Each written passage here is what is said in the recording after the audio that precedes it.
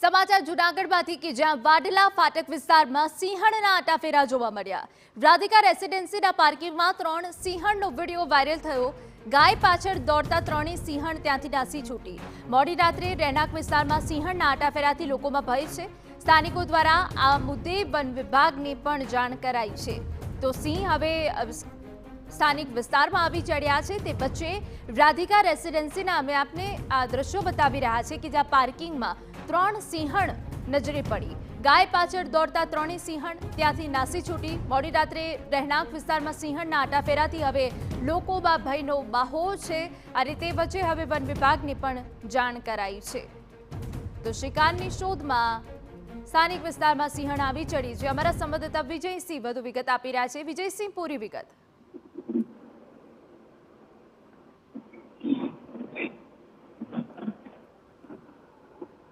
વિજયસિંહ, શું વિગત? ચોક્કસથી જણાવી દઉં તો જે રીતે વાડલા ફાટક પાસે રાત્રિના રાધિકા જે રેસિડેન્સી છે ત્યાં સિંહોના જે આટાફેરા જોવા મળ્યા છે। બીજી તરફ સ્થાનિકોમાં પણ ફફડાટ છે।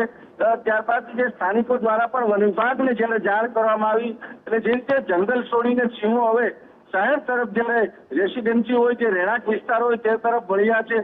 તો ખાસ કરીને જે રીતે સિંહોના જે આટાફેરા થતા જે રાધિકા એપાર્ટમેન્ટ, જે રાધિકા રેસિડેન્સી હોય કે વાટલા ફાટકના આજુબાજુમાં રહેણાંક વિસ્તારમાં લોકોમાં પણ એક ભયનો માહોલ છવાયો છે। જી બિલકુલ।